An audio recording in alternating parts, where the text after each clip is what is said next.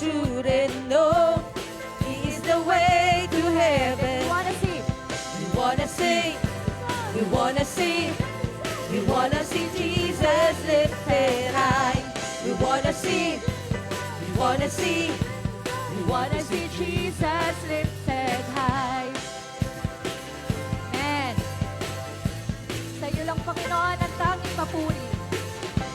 We wanna see Jesus lifted high upon earth that lies across this land, that we might see the truth and know He is the way to heaven. Isa pa.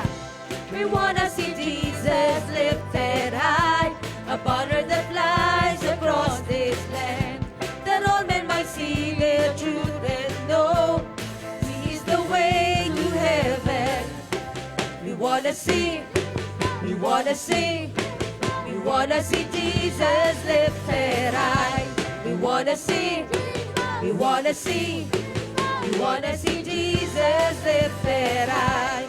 Step by step we're moving forward, little by little we're taking ground. Every prayer a powerful weapon, strongholds come tumbling down and down and down and down. Hallelujah. Panginoon, salamat po sa iyong presensya.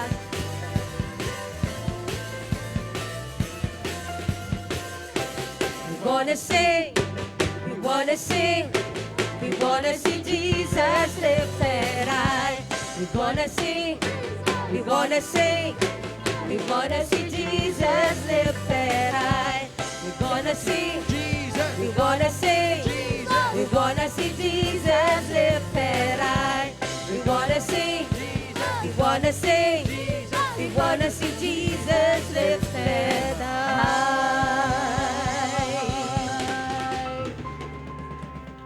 Hallelujah. Thank you, Lord, for all you've done into our lives. So, God. Yes, Jesus.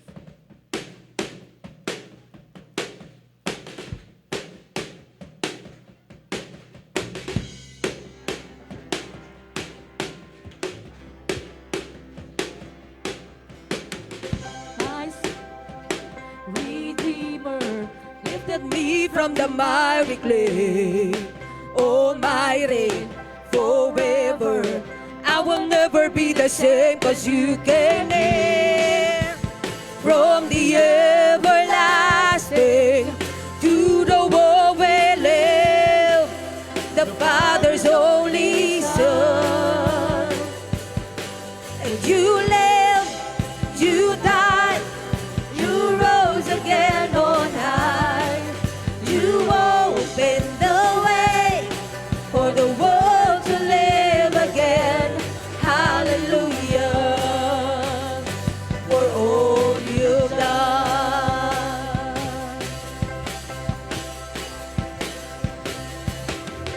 My Savior, Redeemer, lifted me from the miry clay. Almighty, forever I will never be the same, 'cause you came in from the everlasting to the world we live, the Father's only Son. And you live, you died, you rose again on high. You opened the way for the world to live again. Hallelujah, for all you've done. 'Cause you live, you died, you rose again on high. You opened the way for the world to live again. Hallelujah, for all you've done.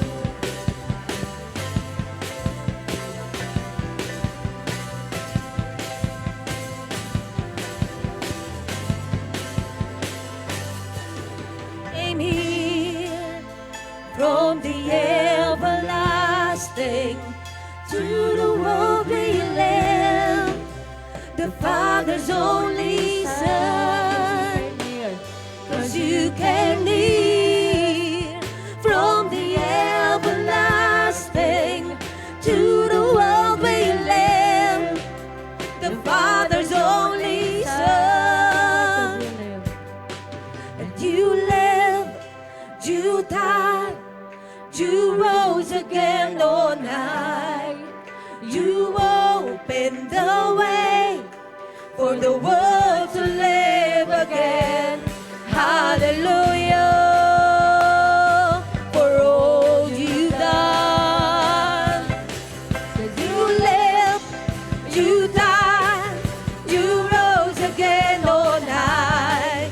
You opened the way for the world to live again. Hallelujah, for all you've done. Hallelujah, for all you've done. Hallelujah. Hallelujah for all you've done. Thank you, Jesus.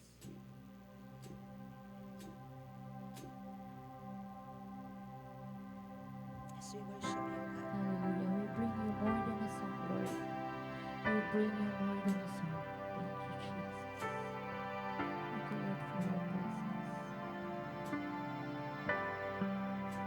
It's all about you, Jesus.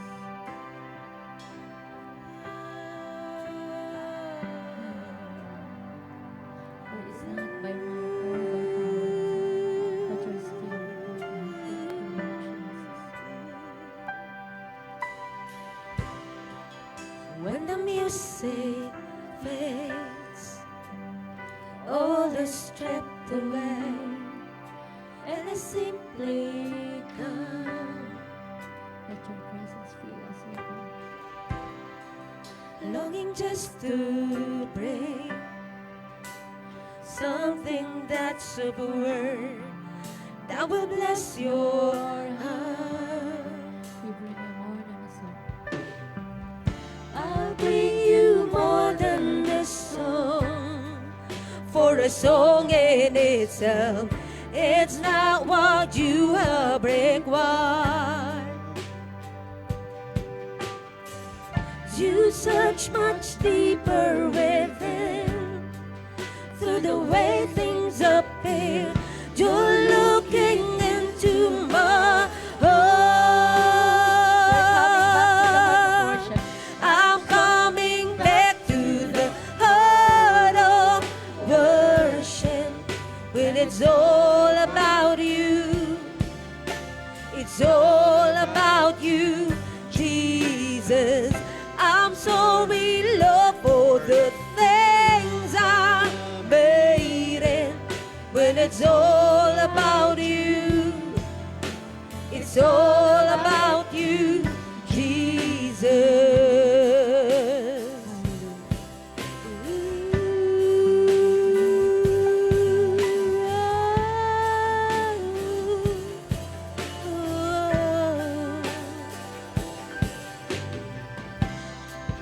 King of endless worth, no one could express how much you deserve. Though I'm weak and poor, Though I'm weak and poor, all I have is yours, every single breath. awitin po natin ito sa Panginoon ng buong puso. I'll bring you more than a song, for a song in itself, it's not what you have required. Thank you, Lord, for your unconditional love.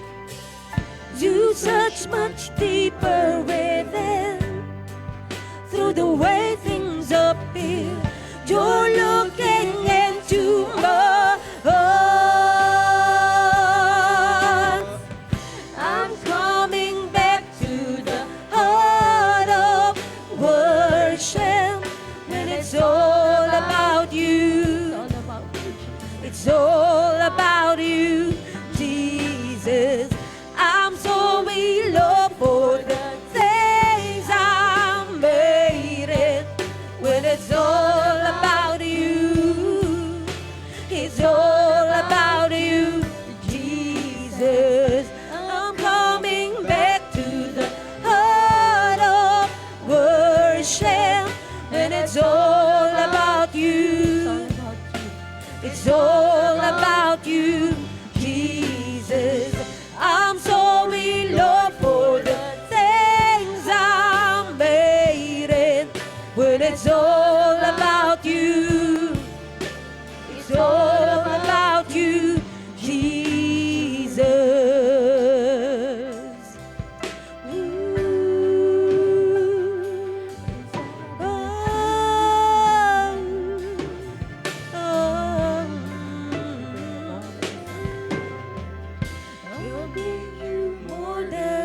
song. I'll bring you more than a song. It's more than a song. I'll bring you more than a song. I'll bring you more than a song. It's more than a song. You're looking into my heart, looking into my heart, into my heart. You're looking into my heart, looking into our heart, into our heart. I'm coming back to the heart of worship, when it's all about you. It's all about you, Jesus. I'm sorry, Lord, for the things I made it. When it's all about you, it's all about you, Jesus. Oh, it's all about you. It's all about you, Jesus.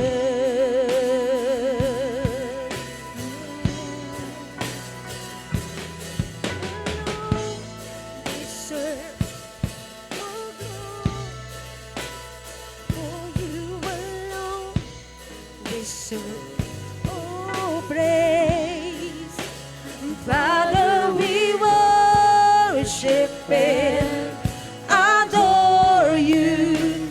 Father, we long to seek your face, for you alone deserve all glory, for you alone deserve all praise.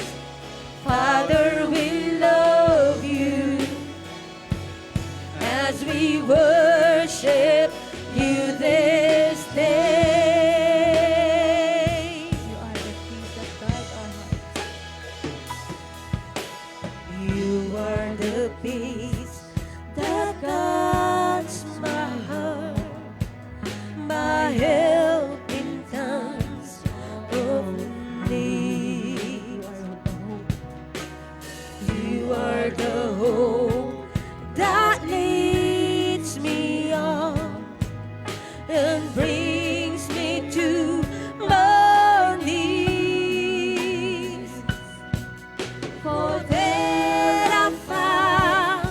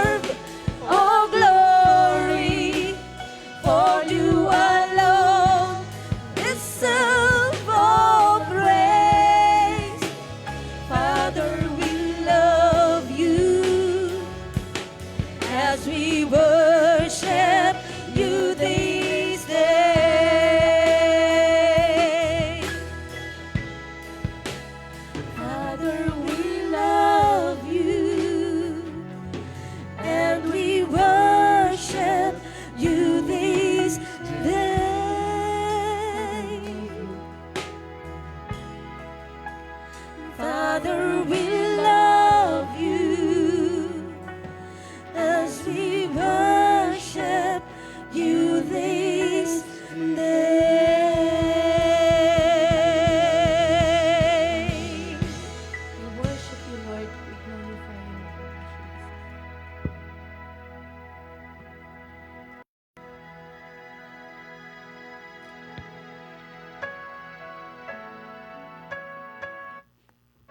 Let us pray.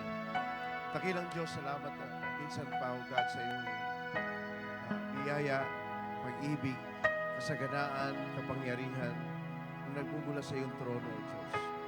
Alam namin, Ama, na kung wala kayo, Panginoon, ay walang kabuluhan ang aming mga buhay. Walang kabuluhan ang aming pag-awit, O Diyos. Walang kabuluhan ang pakikinig na iyong salita. At ang paglilingkod, dakilang Diyos, ay walang laman at hungkag kapag wala ang iyong presensya. Kaya Ama, sa araw at umagang ito, hayaan po ninyo na maramdaman namin at hindi lamang namin matanggap at maramdaman kung hindi, O Diyos, ay makasama namin ang iyong kaluwalhatian sa umagang ito. Kaya, O Diyos, sa lahat ng mga naririto na may mga problema, pagsubok, conflicts in life, at lahat ng mga kabigatan, O Diyos, na hindi maunawaan, Panginoon, dalahin ko po na ikaw ang tumugon sa lahat ng katanungan ng buhay. Ito ang aming hiling at dalangin sa iyo, O Diyos, sa pangalan ni Kristo Jesus. Amen.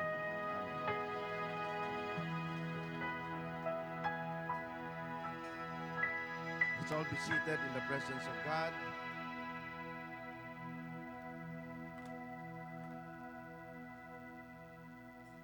Mabuti ang Diyos. Amen?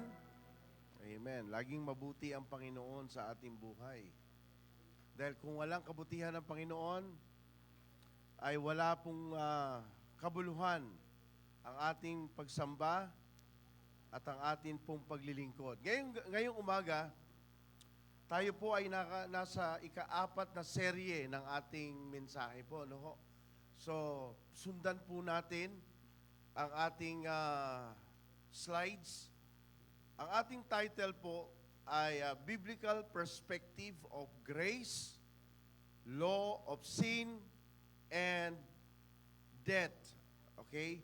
And the consequences of sin. So, last week, natalakay po natin yung consequences of sin. Okay? Ulitin ko po yung title natin. Okay? The Biblical Perspective of Grace, Law of Sin, and Death, and the consequences of sin. So yan po yung ating natalakay nung nakaraan. Sige, Franciel, next slide. Okay, bago tayo magtuloy sa panalangin, ang ating title is The Life in Christ by Understanding the Law and Grace in the New Testament. Okay, so bigyan po natin ng pansin yung sinasabing the law and grace in the New Testament. Dahil marami po mga katuruan ngayon na wala na raw po ang batas at hindi na tayo nabubuhay sa kautusan. Oho, tama naman po yun. But I would like to enhance and aralin po natin kung ano po ang biblical perspective. Series 4 na po tayo in the conclusion of our studies. Okay? Sige, tingnan po natin ang ating text. Actually, binasa na po kanina. Sino ba yung nagpasa kanina? Sino ang scripture read? Si Dainsley. Okay. Kaya pala medyo bago yung boses sa akin habang pinapakinggan ko sa office. Basahin po natin, mabilis lang. How great is the love and the Father has lavished on us that we should be called children of God. And that is what we are. The reason the world does not know us is that it did not know Him. Dear friends, verse 2, now we are children of God, and what we will be has not yet been made known. But we know that when He appears, we shall be like Him. For we shall see Him as He is. Verse 3, everyone who has the hope in Him purifies himself, just as he is pure. Verse 4, everyone who sins breaks the law. Now, I would like to reiterate this verse 4 and read it again. everyone who sins breaks the law. Tandaan po ninyo yung word na yan, ha? In fact, sin is lawlessness. Tandaan po ulit ninyo yung line na yan. In fact, sin is lawlessness. Verse 5. But you know that He appeared so that He might take away our sins. So that, and in Him, He is no sin. Verse 6, no one who lives in Him, now take note again, I would like to reiterate that, no one who lives in Him is, keeps on sinning. Again, ulitin ko po yung basan. And in Him is no sin. Verse 6, no one who lives in Him keeps on sinning. Pag tayo daw ay nasa Kanya, ay hindi na daw tayo patuloy na nagkakasala. Pag-usapan po natin yan. Okay? No one who or no one continues to sin has either seen Him or know Him. So, ang sabi rito sa verse na to, ang sino raw nakakilala sa Kanya, ang sino daw ang tumanggap sa Kanya at nagpapatuloy sa kasalanan, ay hindi daw siya nakita at hindi daw siya kilala. Pag-uusapan po ulit natin tong verse na ito. Verse 7, Dear children, do not let anyone lead you astray. He who does what is right is righteous, just as he is righteous. Verse 8, he who does what is sinful is of the devil. Again, guhitan po ninyo sa Bible nyo. Okay? He who does what is sinful is of the devil.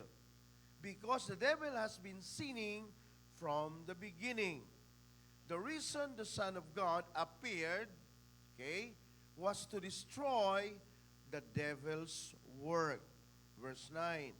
No one who is born of God, I would like to reiterate this again, verse 9, from the last two verses.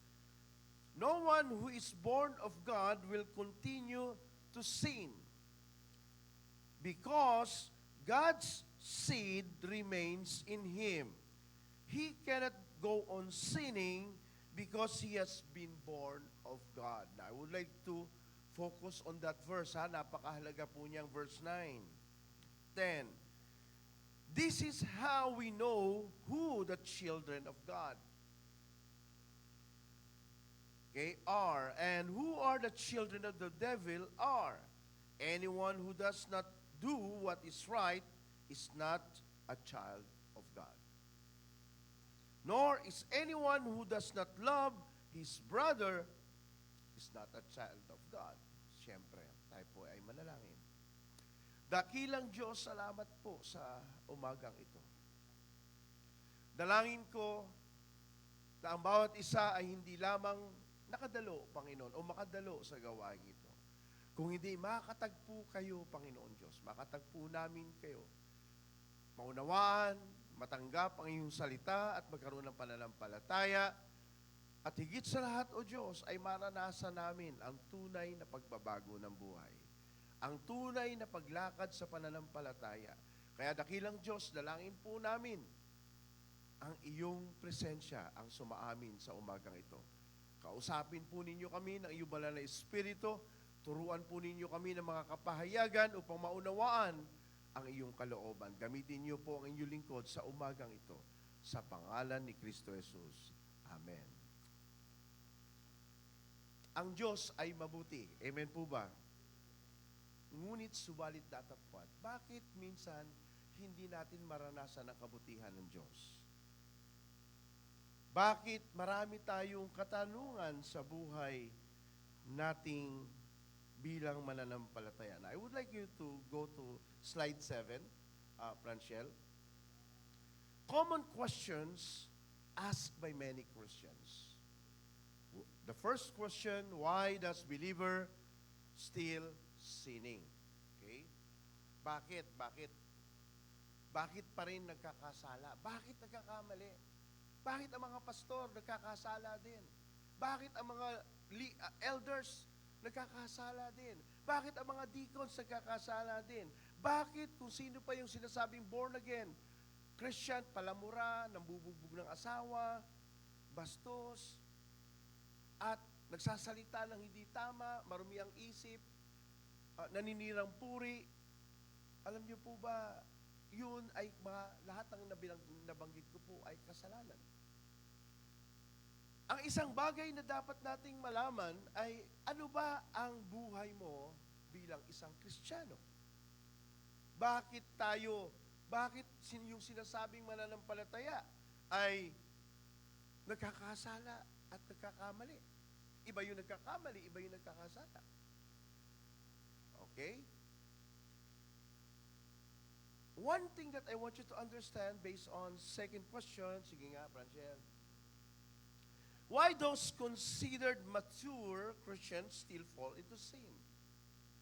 Now, pag-usapan, sabi ko nga sa inyo, real talk, real talk, real talk. Truth and reality. Alam nyo ang napakahalaga sa pulpito. Hindi yung palakpak ng tao. Hindi ako after dyan. Hindi rin ako after sa papuri ng tao. Kasi alam nyo kung bakit? Lahat yan ay skin deep lang. Hindi mahalaga ang pagsasabi ng, yung sinasabi ng tao sa iyo, kundi kung ano ang sinasabi sa iyo ng Diyos. Amen po ba? It's not what people are saying to you, because people is like a sand that shifts.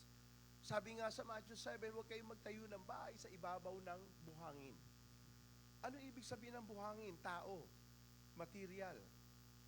Pag sinabi nating buhangin, it's not spiritual. It is napaka-skin deep, napakababaw. Ang tao, pag nangako, napapako. Ang tao, kapag nangako, nababali. Nababago, nababali, napapako. Lahat ng bagay, sabi ng Biblia, huwag niyong itayo ang inyong bahay sa ibabaw ng buhangin, which has no strong foundation. Bagkos itayo nyo ang inyong bahay, bahay speaks of your life. At the moment, you may die. At the moment, kahapon lang, galing kami sa Maragondon. Chinek ko yung bahay namin doon. Pag uwi namin, kasama ko sila Judy. Kakain kami. Nagulat ako may lumalabas na lalaki. Duguan. Akala ko ano lang siya, yung, tawag dito, yung epileptic. Yun pala, nalaman namin, na nakabangga ng motor siya, ang bilis ng takbo niya, nakabangga ng aso. Yung aso, nabangga, umikot, salitang kanto pa, naulol yung aso, parang ganon, kumagat ng tao. Namatay si aso. So isipin niyo, no? Tapos yung lalaki, nanginginig siya. At bumagsak. Yung pala, bumagok ang ulo sa semento. Ewan ko lang kung buhay pa yon. So alam nyo, life on this earth is very, very unstable. Life on earth is hindi mo masasabi kung ano ang mangyayari sa iyo mamaya o bukas. That's why we are told to build our house in the Word. Kaya nga pansinin niyo po si Pastor Alan pag nagpe-preach, Word. I don't depend my preach on quotations, on commentaries, on what other have read in the book. No, I'm not. Kilala ako ng mga kaibigan nating pastor. Dito lang ako. Let the Bible speaks for itself. Dahil kapag ito ay tinuro mo, kanina narinig ko sa prayer ni Brother Roger, si Roger nag-pray, no? Sabi niya, dagdagan mo, magkaroon kami ng pananampalataya. Di ba, napag-aralan natin dito, ano ang pananampalataya? Pananampalataya is that comes from you, from me. Faith comes from God, it's of God. So pag sinabi mong, ako'y nananampalataya, it's not of you. Why you are having faith? Because you receive the word from God, Romans 10:17. Faith is cometh by hearing, and hearing by the words of Christ. So, kaya pag sinabi, it's a wrong connotation, sabi mo, oy, ako'y napakataas ng pananampalataya ko. Bakit mataas ang pananampalataya mo? Kasi, ako ay naniwala. Yun, hindi pananampalataya. Naniwala ka. There's a big difference between faith and belief. Now, question. Ito pinag-aaralan natin. Bakit ang mga Kristiyano nagkakasala pa rin? First and second, number one, lack of faith. Number two, dwindling faith. Ibig sabihin, may pananampalataya, pero nanlalamig yung pananampalataya niya. Kasama, Pastor, doon. Alam niyo po ba na walang excuse, walang exempted pagdating sa problema, pagdating sa conflict, pagdating sa pagsubok, at pagdating sa kasalanan. Wala pong excuse at exempted. Kaya napakahalaga ng faith and strong faith, number two. Or burning faith. Ibig sabihin, alive faith, active faith. Why? Ang sabi ng John 10:10, the thief cometh to steal, to kill, and to destroy. Ang pinakalayunin ng dyablo ay mawalan ka ng gana sa salita ng Diyos. Pangalawang layunin niya, mawalan ka ng gana sa panalangin. Di ba yung apat na paglilingkod? Pinag-aralan natin dito yung unang-una nating diniscuss. Dahil minsan ang akala nila, ay, nag-tithes ako, naglingkod na ako sa Lord. No, hindi ka pa naglingkod sa Diyos. Bumalik lang, nagbalik ka lang ng mga bagay para sa Diyos. Ako ay nagpapaawit ako, tumutugtog ako, naglingkod. No, hindi ka pa naglilingkod. Nagmi-ministry ka, pero hindi ka naglingkod. Diba? Napag-aralan natin, ano yung paglilingkod? Ang tunay na paglilingkod, nagbabasa ka ng salita ng Diyos. Why? Because we can only have faith if we read the Bible. There's no other way to grow in faith by reading the Word of Christ. Ano binabasa natin sa panahon ngayon? I'm just recapping what we have discussed. Quotations. No, it's not faith. Sometimes quotation is only based on what people are saying. Second, Facebook. You cannot build yourself in Facebook. You cannot build your faith on Facebook. Ano pa? Fellowship? No, you cannot build your faith on fellowship. Why? You can only build your faith by reading the Word of God. Nothing more, nothing less. So, ibig sabihin, pag sinabi natin, let me grow, Lord, hayaan mong lumago ako sa pananampalataya, iba yung magkaroon ng pananampalataya at iba rin yung lumago sa pananampalataya. Listen carefully. Yung magkaroon ng pananampalataya, reading the Word of God, no excuse. Yung lumago sa pananampalataya, iti-test kung ano ang word na na-receive natin. Di ba, minsan nagpipray tayo, sinasabi natin, Panginoon, turuan mo akong magmahal. I'm just recapping what we have discussed on the previous series. Gusto mo palang magmahal eh. Di, dadaling kita sa mga taong hindi ka mahal-mahal. At tingnan natin kung matututo kang magmahal. Lord, turuan mo ako magpatawad. Sige, ayan yung mga nagkasala sa harapan mo. Tingnan mo kung paano. Paano mo sila i-treat. Panginoon, turuan mo po akong mapagmahal. Diba? Because those are the values and the positive traits of a Christian. What's the use of playing music? What's the use of playing drums? What's the use of playing piano and preaching myself without the values of loving people? Kindness, forgiveness, understanding. Those are the kinds of values. And third question, Franchel. What are the reasons many believers fall into habitual or even deliberate sinning.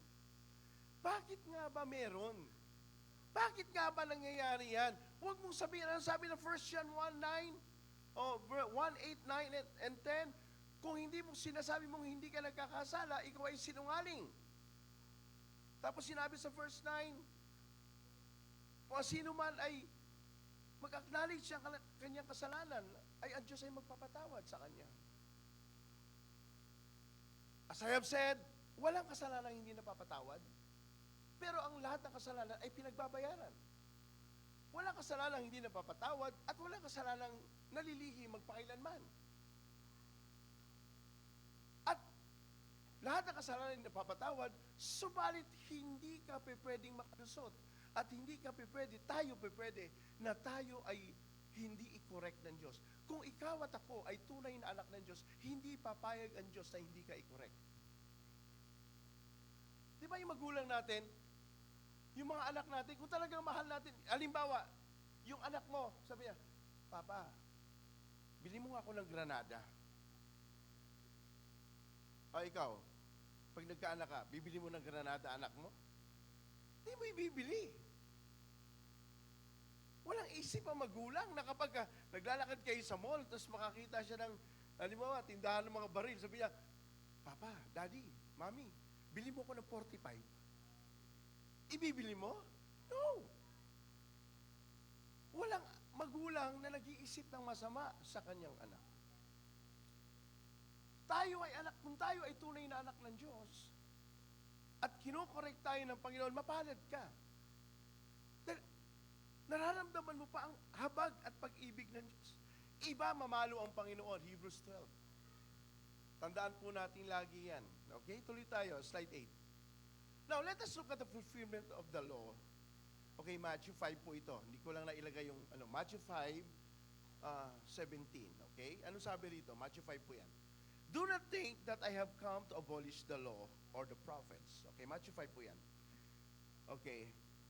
But I have come not to abolish them, but to fulfill them. Now, take note, di ko lang nagwitan yung word na fulfill them. 18. For truly I tell you, until heaven and earth disappear, not the smallest letter. Now, ano yung smallest letter? Yung mga law. Ha? Yung mga law. Fulfill them. Smallest letter, stroke of a pen. Okay? Ano sabi dito? Will by any means disappear from the law until everything is accomplished. Now, take note of that word, accomplished. Walang salita ang Diyos sa Old Testament na hindi naganap at hindi na-accomplish. Verse 19.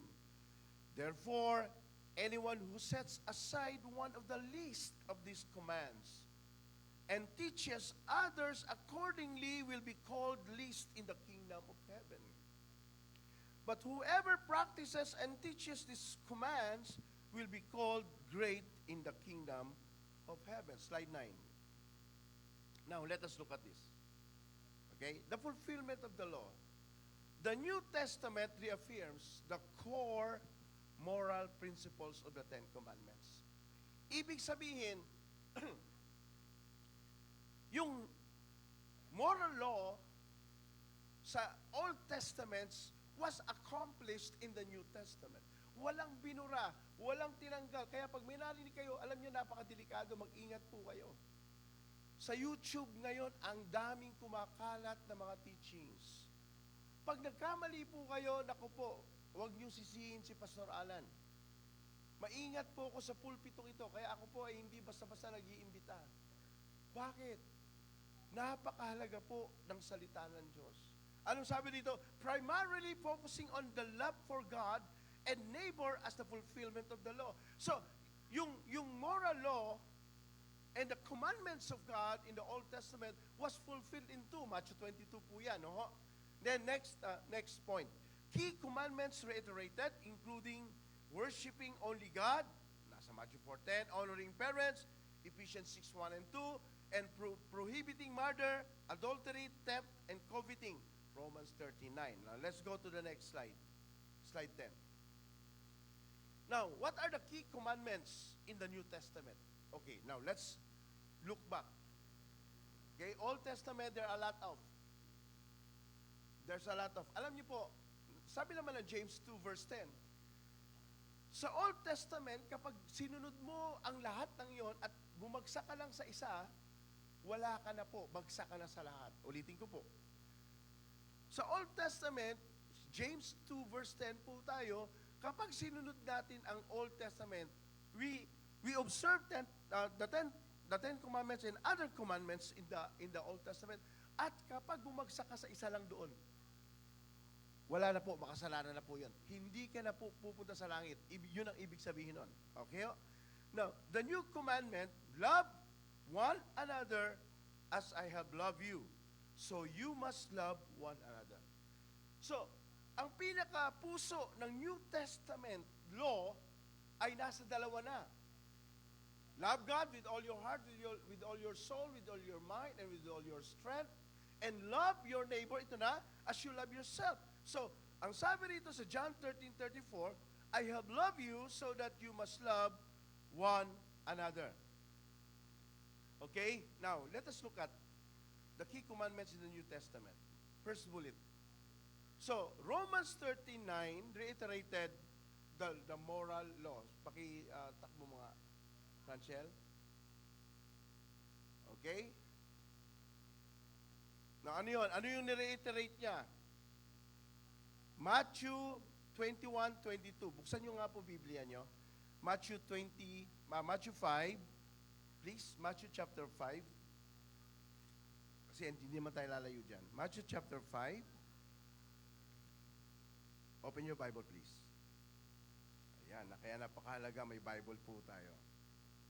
21-22. Do not murder.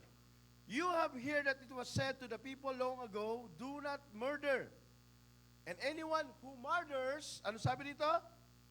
Will be subject to judgment. Yun ang Old Testament, ha? Ano sabi sa New Testament? Ito yung New Testament. But, verse 22, I tell you that anyone who is angry with his brother will be subject to judgment. Again, anyone who says to his brother, Raka, is answerable to the Sanhedrin. But, anyone who says, you fool, will be danger of the fire of hell. You see that? Nawala po ba ang utos sa Ten Commandments? Hindi. Actually, mas bumigat. Mas bumigat. Alam niyo po yung magsabi ka, okay, papayagan niyo po akong sabihin ito ha, for the sake of example. Pag sinabihan mo ang tao, tanga, bobo, okay, sinabi rito, ulul, ayan, sinabi naman eh. Ano pa? Sinabihan mo ang tao, walang utak, ayan, nakasulat. Di ba? Raka. Mga kapatid, maaaring hindi tayo nagmumura sa bibig, pero ang puso natin sobrang puno ng galit. Sino rito ang hindi nagpapatawad? Ito yun. Alam niyo ba kung bakit ang tao nagmumura? Puno siya ng galit sa puso. Maaaring hindi ka nagmumura verbally, kasi kaya mong pigilin in a conscious way, pero unconsciously, subconsciously, nagmumura ka sa loob. Yun po ang isang problema na akala natin ay okay ang magalit. Yung galit dito po ay hindi basta galit na nagalit ka lang, kundi nagalit ka na inipon mo sa iyong puso. Mas maganda yung magalit ka at sabihin mo yung totoo sa kanya kaysa ikwento mo sa iba. Kapag kinuwento mo sa iba, hindi na po yun tama, chismis na po yun at paninira na po yun. Hindi ka na nagmamahal nun. Kaya nga, di ba, sabi rito, love God with all your heart. And then second, love your neighbor as you love yourself. So, yun ang ibig sabihin ng do not commit murder. Now, second, okay, Matthew 5:27-28, do not commit adultery.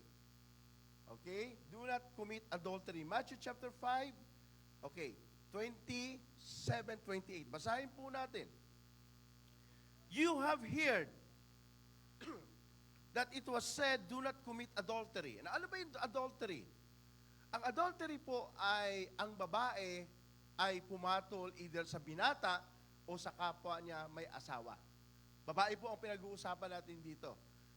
Ang sa lalaki po ay concubinage, yung ginawa ng mga Old Testament patriarchs like Si Abraham, kay Agar, sino pa? Si Moses, kay, I think kay Keturah, sino ba yun? Okay? Then, pangalawa, si Solomon, 700 wives, 300 wives and 700 concubines, yun yung concubinates. Kapag sinabi mo concubine, sa Tagalog po ay kabit. Naintindihan niyo po ba? Hello po. Andito po ba kayo? Okay. We are talking about real talk and truth. Kasi maraming mga Kristiyano, they don't know how to make judgment of other people and even to themselves. Okay? Tingnan po natin.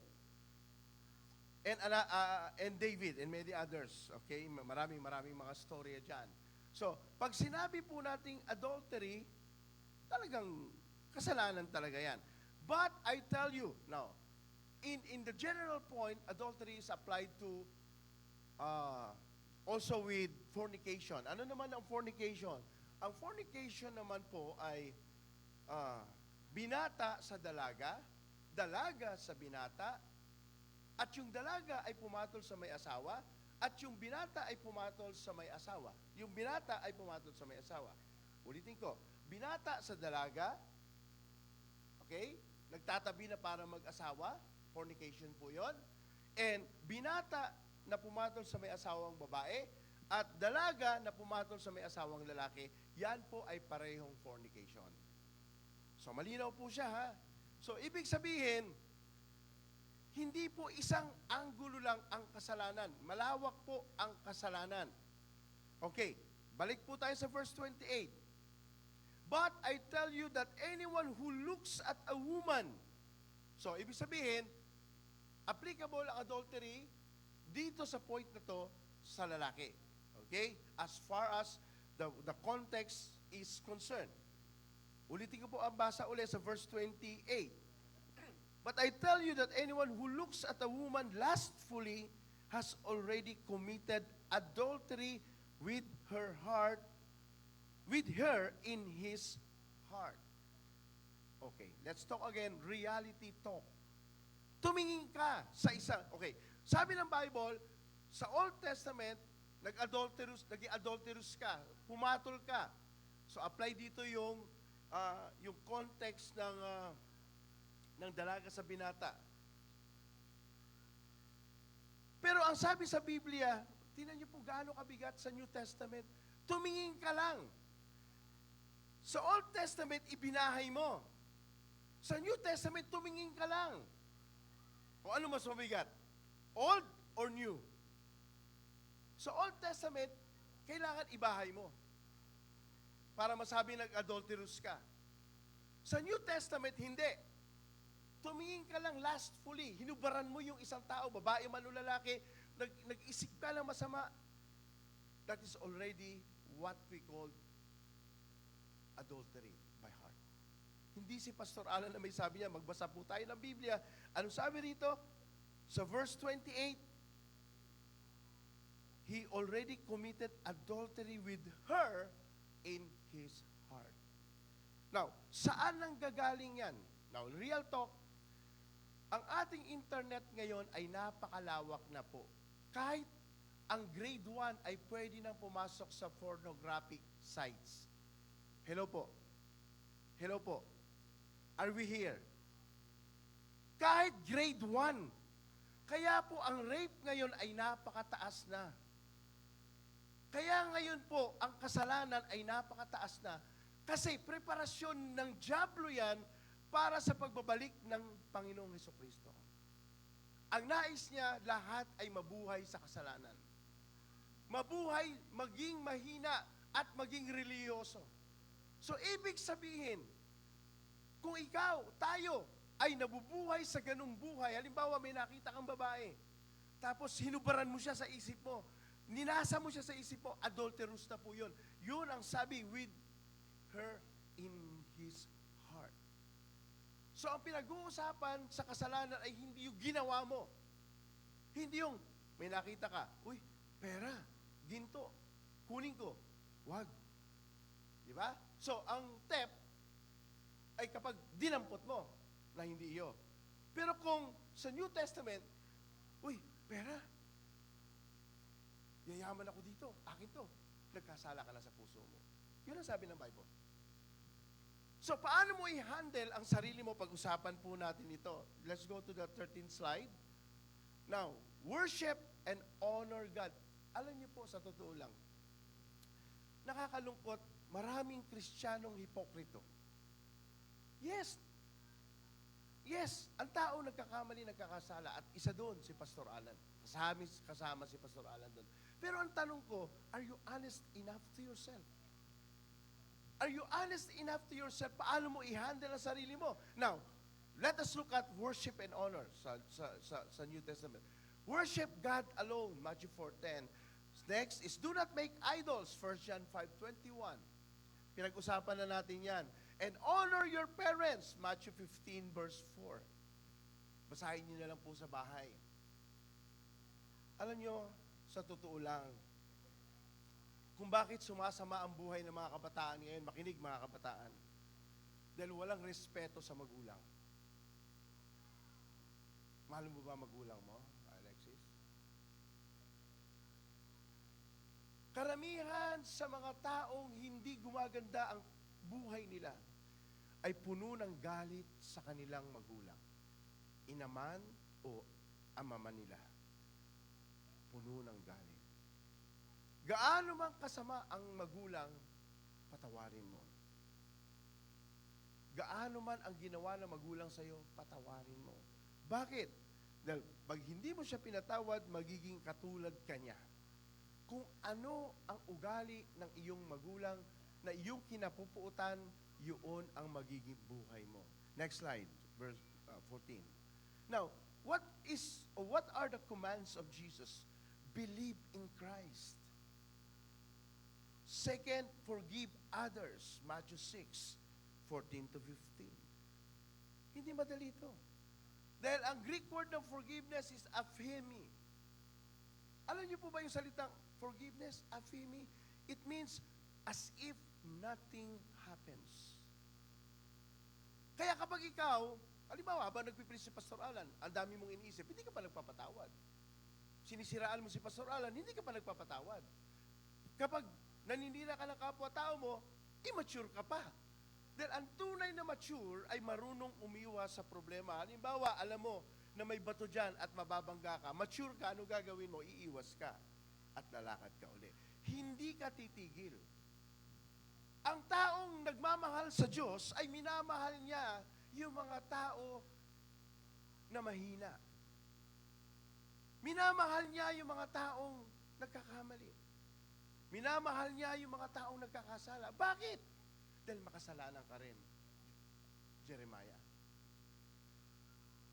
Natandaan niyo po yung sa Facebook, hindi ko lang na-download, yung one side of story. Yung one side of story. Sa tagiliran, parang, alam mo ito, parang siya alam yung ganyan, nakaganyan, okay? Parang ganyang side. Nung tinina sa harap, nakaganon lang pala siya. So, minsan tayo, tumitingin sa istorya ng buhay na, nakikita lang natin yung malapit. Nakikita lang natin yung gusto nating makita. Pero ang totoo nun, malabo. Kaya minsan, ang mga tao ay hindi nagagawa itong pangatlo. Go and make disciples and love your enemies. Hindi nagagawa ito. Alam niyo kasi itong dalawang ito, itong bago natin magawa yung go and make disciples and love your enemies, dapat nagpatawad muna tayo. Doon lang natin magagawang abutin ang isang tao kapag natuto tayong magpatawad sa iba. Hello po. Andito pa po sila. So, sa pagtatapos, the New Testament emphasized grace over strict adherence to Mosaic letter, yung Ten Commandments. So the moral imperatives are largely upheld as a lifestyle of love. Ano po ba yung lifestyle of love? Ibig ba sabihin nun, Pastor Alan, ay ito-tolerate na lang natin ang mali dahil nagmamahal tayo? Ang tunay na nagmamahal ay nagko-correct. Ang tunay na nagmamahal ay nagre-rebuke. Ang tunay na nagmamahal ay tumutulong siya na baguhin at mabago ang isang tao. Example, yung anak nyo. Yung anak nyo, example natin, mahina sa klase. Sabihin na natin na hindi ka marunong, hindi ka educator. Di ba ang gagawin mo, kukuha ka ng tutor para turuan ang iyong anak. Mag-i-invest ka sa tutor para turuan ang iyong anak. Kung ikaw naman ay isang magulang na marunong at educator, magbibigay ka ng time para i-tutor mo ang sarili mo anak. Mga kapatid, dapat nating maunawaan na ang Diyos, hindi niya inuunawa ang pagkakamali mo. Ang pagkakamali natin, hindi niya inuunawa yun. Lalong hindi niya tinotolerate yung kasalanan mo at kasalanan natin. Alam niyo kung ano ginagawa ng Diyos? Romans 5, alam niyang mahina tayo eh. Hindi tayo ang unang nagmahal sa Diyos. Siya ang unang nagmahal sa atin. Inabot niya tayo. Alam niyo sa katotohanan lang, ito'y lagi mo iniisip at sinasabi ko sa mga kapastor. Siguro po ang mga pastor ay hatulan lahat. Wala nang pastor sa churches. Wala na magpapastor. Wala na talaga. Talagang lahat, magtitinda na lang ng mali, magtitinda na lang ng dyaryo. Lahat wala. Bakit? Walang qualified. Ask yourself before we close. Ask yourself before we close. Are you qualified enough para maging isang anak ng Diyos o Kristiyano? Now, sabi na, next 16 slides, tayo ay nasa Espiritu na. We are now in the Spirit. Ano sabi ng Romans 8, 1 and 2, therefore there is now no condemnation for those who are in Christ Jesus. There is no condemnation who are in Christ Jesus because through Christ Jesus, the law of the Spirit gives us life that sets us free, that sets you free. Free from the law of sin.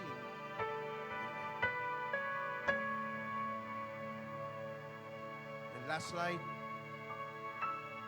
Ang sabi ng Romans 10:4, Christ is the culmination of the law, so that there may be righteousness for everyone who believes.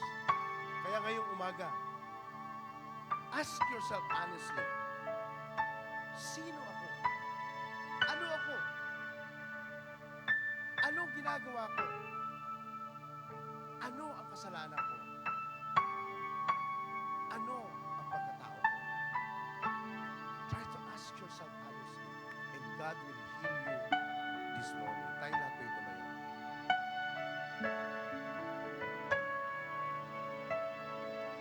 Tayo po umawit sa Panginoon na isang awit. Raquel, yung huling song na kinanta, let us worship the Lord my heart. Now, habang inaawit ito, I want you to be honest with yourself.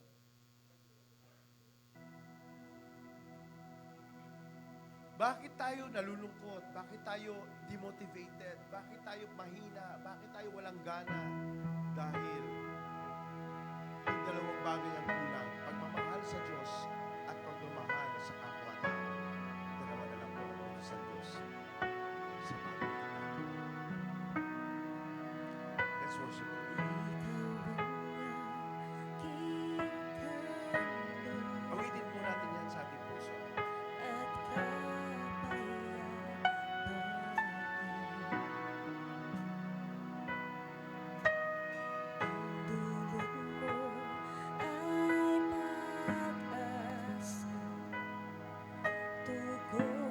Yes, Lord. Let us seek the Lord from the heart. Pasaning ng lalaho Yes, Jesus. sa ating pagtatagpo.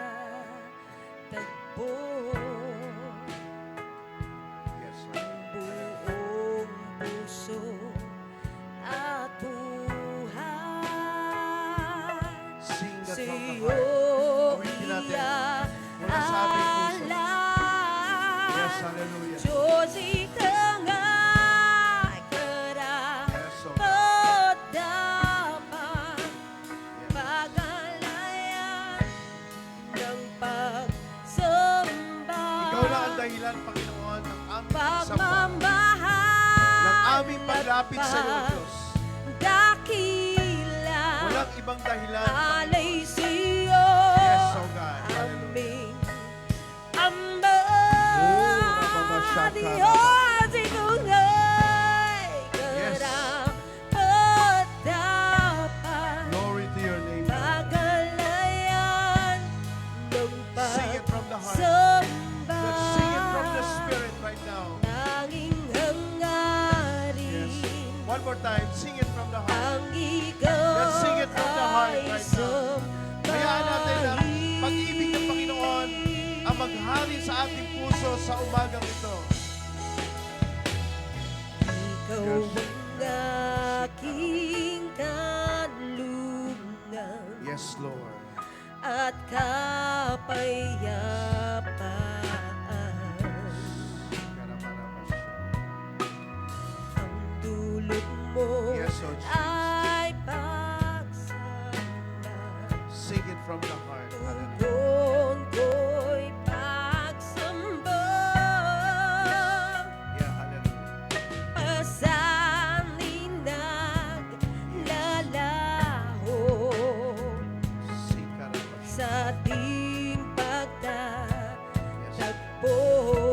Allow the Holy Spirit right now Buong puso to move in our at hearts. buhay. Hayaan nating sa'yo Buksan ng Panginoon ang ating puso at ang ating isip. Diyos, ikaw nga Yes, Lord. karapat-dapat. Glory, glory to God. Pag-alayan Glory. ng Yes. pagsamba. Oh, rababashaka. Pagmamahal Yes, oh Lord. at pagdakila. Glory to your name. Alay sa'yo aming amba. Diyos, ikaw Yes. nga'y karapat-dapat. Yes, oh Jesus. Pag-alayan Shakarabarabara. pagsamba. Yes, oh Jesus. Tanging hangarin Yes. ang ikaw ay sambahin. Taas po natin ang ating dalawang kamay. Punay sa ating mapuno ng presensya ng Diyos sa umaga ito. Isumpo natin ang ating sarili. Bibigyan ko po kayo ng 1 minute na kung anuman ang kabigatan, anuman ang problema, anuman ang kasalanan, anuman ang mga bagay na nagpapahirap sa iyo sa umagang ito. I'll give you 1 minute to pray to the Lord. Start now. Pray. Talk to God. Talk to God. As the keyboard plays softly, let the Spirit move in His congregation. Sabihin niyo sa Panginoon kung ano yung nagpapabigat sa iyo. Ano yung mga dahilan kung bakit wala kang ganang manalangin, wala kang ganang makinig ng salita ng Diyos, wala kang gana na mag-aral ng salita ng Diyos. Sa oras na ito, na maglingkod sa Kanya, isuko mo sa Panginoon ang kabigatang yan. Yes. I'll give you 1 minute to pray.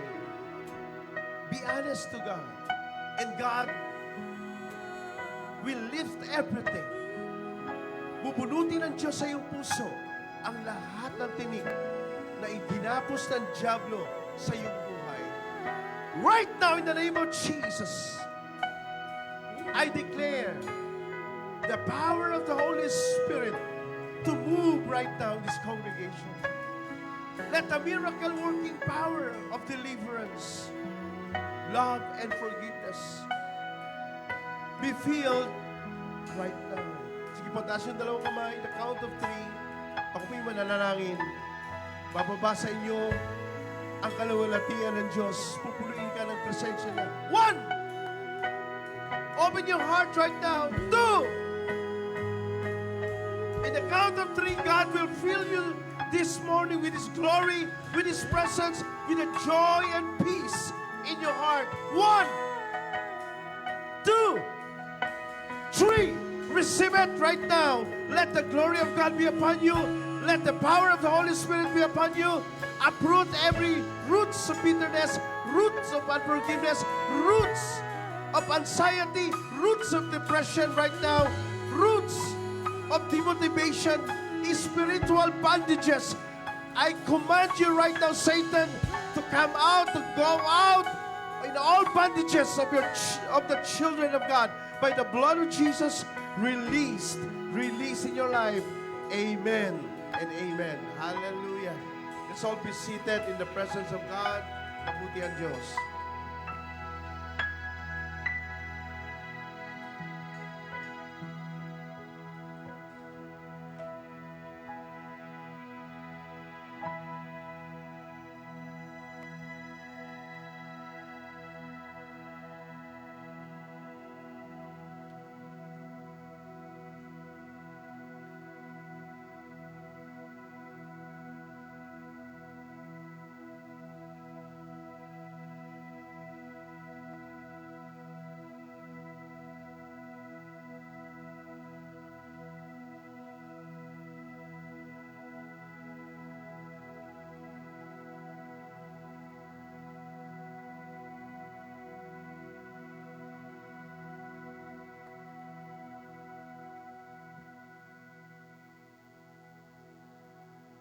Maraming salamat po, Pastor, sa mga salita ng Diyos na ating pong napakinggan. Nawa po ito ay maisapuso at maisabuhay po namin sa araw-araw at tumimo po sa aming puso at isipan. Ito po ang nililig sa akin ng Panginoon na ibahagi ang kanyang salita sa Matthew 6:1-4. Pag-ingatan ninyo na huwag maging mapakitang tao ang paggawa ninyo ng mabuti. Kapag ganyan ang ginawa ninyo, wala kayong matatamang gantimpala buhat sa inyo amang nasa langit. Kaya nga kapag nagbibigay ka, huwag mo nang ipagmakaingay ito, katulad ng ginagawa ng mga mapagpaimbabaw doon sa sinagoga at sa mga lansangan. Ginagawa nila ito upang purihin sila ng mga tao. Sinasabi ko sa inyo, tinanggap na nila ang kanilang gantimpala. 3. Ngunit kung magbibigay ka, huwag mo nang ipaalam ito kahit sa iyong pinakamatalik na kaibigan upang malihim ang iyong pagbibigay at gagantihin ka ng iyong amang nakakakita ng kabutihang ginagawa mo ng lihim. Ang ating Panginoong Diyos ay hindi tumitingin kung gaano kalaki ang ating ibinibigay. Bagkus, ang Diyos ay tumitingin kung ano ang nasa puso natin. At kung paano tayo magbigay ay may pagpapakumbaba. Kung sa palagay natin ang pagbibigay natin ay makakamangha ng tao, kung sa palagay natin na nakagagawa na tayo ng magandang bagay dahil lang sa pagbibigay, ay nagkakamali tayo. Dahil ang ating Diyos ay mas tumitingin sa ating mga puso kung paano natin ito ibinibigay. Ito pa ay binibigay natin para magpa-impress sa ibang tao o ginagawa natin ang pagbibigay ng puso bukal sa ating kalooban bilang act of obedience natin sa ating Diyos. Magbigay at tumulong tayo na wala tayong ina-expect na may kapatid. Ang pagbibigay ng ating mga ito po ay kaloob na dapat nagmumula sa pagmamahal sa Kanya. Dahil lang sa pagbibilang tao at may pressure, mas nakalulugod ang pagbibigay kung ito ay may tamang motibo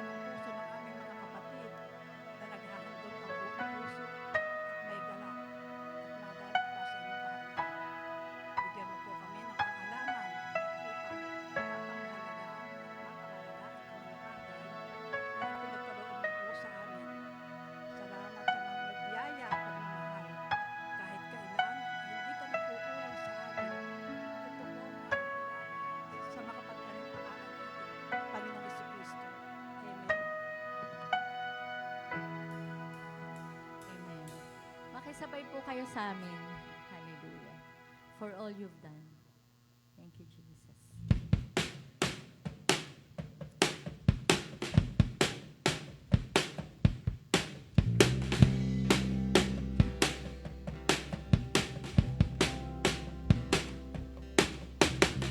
My Savior, Redeemer, lifted me from the miry clay.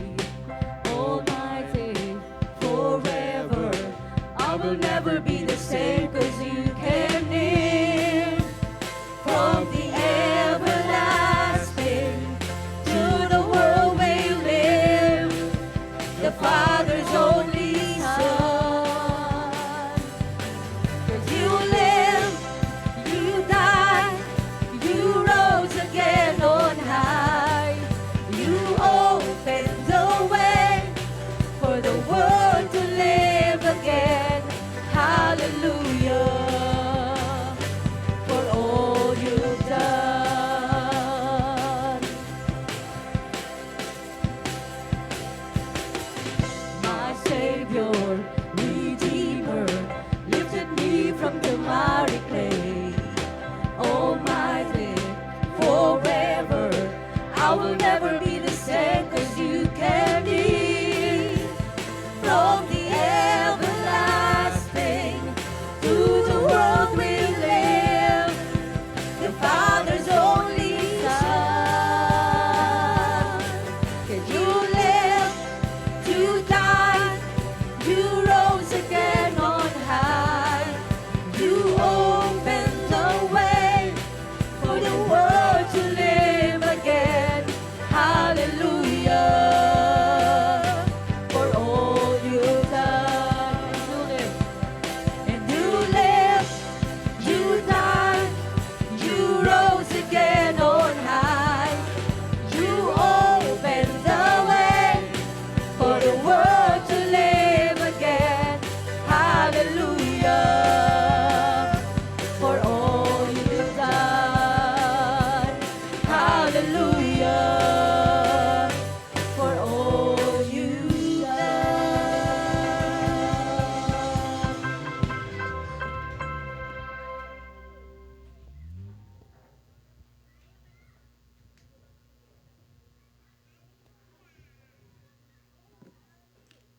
Yan, happy Sunday po sa ating lahat. Dadako na po tayo sa ating announcement. For our regular announcement po, every Wednesday po ang ating hour of prayer, intercessory prayer. So, kung may prayer request po kayo, pwede po kayong mag-message sa atin pong group chat at doon nyo rin po makikita yung link para po sa ating intercessory prayer. And every Saturday naman po ang ating Bible study dito po sa ating church. Pero antabay na lang po kayo sa ating group chat kasi minsan po ay nagbabahay-bahay po tayo. Every 4 o'clock po yan ng hapon. And every 6 o'clock po ang ating pong praise and worship band practice. And of course, every Sunday at 9:30 a.m. ang ating pong regular service followed by our ministerial fellowship. For our additional announcement po, of course, ongoing po ang atin pong collection for pledges ng atin pong building restoration, evangelism, and ang atin pong sound system. And for our last announcement po, meron pong magkakaroon po ng leadership meeting mamaya pong 3 p.m., alas 3 po ng hapon, ng lay ministers, elders, and deacons, ministry heads of men's, ladies, musical director, and pangungunahan po ito ng atin pong head pastor, Pastor Alan. Dito po yan sa atin pong church, 3 p.m. po, mamayang hapon. Ay lamang po, tinatawagan po natin si Pastor for closing prayer and benediction. Okay, tayong lahat po tumayo, tayo po manalangin. Yes, Father God, napakabuti niyo, Panginoon. Tapat na Diyos at tapat at mabuti sa araw-araw ng aming buhay. Kaya Panginoon, sa bawat salitang na ipangaral sa umagang ito, hayaan niyo, O Diyos, na lumago ito sa aming mga puso at patuloy, O God, na magpatuloy kami sa paglilingkod at pagsamba sa iyong dakilang pangalan. Sa araw na ito, Panginoon, dinadalangin ko po ang lahat ng katugunan sa aming mga panalangin sa araw na ito. Itaas natin ang ating dalawang kamay as a gesture of receiving God's grace God's love, and God's blessing. Ang makapangyarihang Diyos, Ama, na lumikha ng langit at ng lupa, ay sumaatin naman lahat. Ang biyaya ng bugtong na anak na si Yesu Kristo na ating Panginoon ay patuloy na manahan, maghari, magpakailanman. At ang biyaya at presensya ng banal na Espiritu ay sumainyo, sumaatin naman lahat. Dalhin ang pag-ibig, kapayapaan at paghahari ng Diyos sa inyong mga buhay at pamilya. Tanggapin niyo ito na may kagalakan na nagbumula sa trono ng Diyos sa pangalan ng ating Panginoong Hesus Kristo.